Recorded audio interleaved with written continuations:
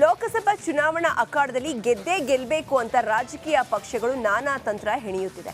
Congress high command ಮುಂದೆ ಡಿಕೆಶಿ ಡೈನಮೆಂಟ್ ಇಟ್ಟಿದ್ದಾರೆ. ಆದರೆ ಇದಕ್ಕೆ ಪ್ರತಿ ತಂತ್ರವಾಗಿ ಜಾರಕಿಹೊಳಿ ಚೆಕ್ ಮೇಟ್ ಕೊಟ್ಟಿದ್ದಾರೆ. ಇವೆಲ್ಲದರ ಕಂಪ್ಲೀಟ್ ಡೀಟೇಲ್ಸ್ ಇಲ್ಲಿದೆ ನೋಡಿ.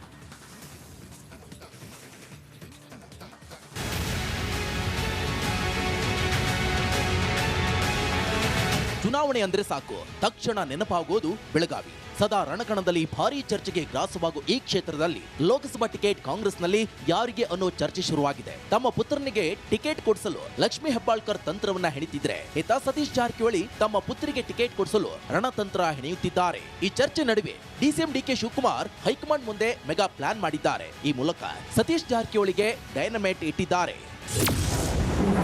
ಬೆಳಗಾವಿ ರಾಜಕೀಯದಲ್ಲಿ ಹಿಡಿತ ತಪ್ಪಿಸುವ ಪ್ರಯತ್ನ. ಸತೀಶ್ ಜಾರಕಿಹೊಳಿ ಹಿಡಿತ ತಪ್ಪಿಸಲು ರಣತಂತ್ರ.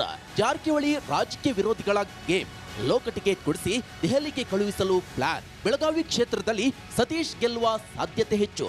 ಸತೀಶ್ ಗೆದ್ದರೆ ಜಿಲ್ಲೆಯಲ್ಲಿ ಲಕ್ಷ್ಮೀ ಹೆಬ್ಬಾಳ್ಕರ್ ಮೇಲುಗೈ. ಪರೋಕ್ಷವಾಗಿ ಸಿಎಂ ಬಣದ ವಿರುದ್ಧ ಮೇಲುಗೈ ತಂತ್ರ.